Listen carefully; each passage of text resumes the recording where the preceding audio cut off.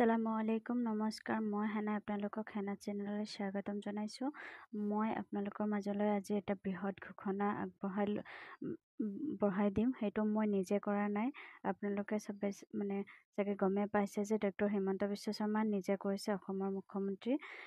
তেখেতে আজি ঘোষণা কৰিছে তৃতীয় আৰু চতুৰ্থ বৰ্গৰ যি চাকৰি, তৃতীয় আৰু চতুৰ্থ বৰ্গৰ কৰ্মচাৰী যি নিযুক্তি প্ৰক্ৰিয়া হ'ব, সেইটো বহুত আগৰ পৰাই আপোনালোকে আশা কৰি আছে বা ভাবি আছে কেতিয়া হ'ব, কি হ'ব, ক'ত কেনেকৈ কেতিয়া কি নটিফিকেশ্যন দিব।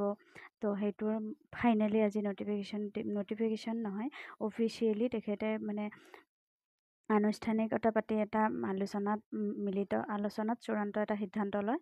সেই সিদ্ধান্তটো হৈছে তেখেতসকলে অসমৰ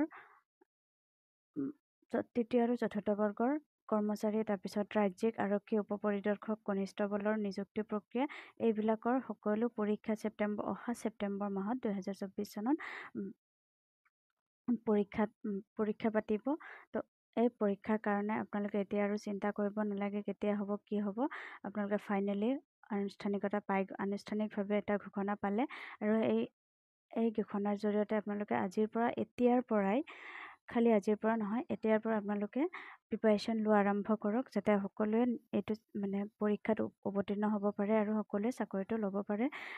লগতে নিজৰ আশাৰ লগতে নিজৰ মা দেউতা সকলোৰে আত্মীয় স্বজন যিবিলাক আছে তাহাঁতৰ আশা যাতে পূৰ্ণ কৰিব পাৰে, সকলোৱে এতিয়াৰ পৰাই প্ৰিপাৰেশ্যন লোৱা আৰম্ভ কৰক। সেয়ে মই মোৰ ফালৰ পৰা আপোনালোক সকলোকে বেষ্ট অফ লাক, আৰু সকলোৱে মনোযোগেৰে পঢ়া আৰম্ভ কৰক।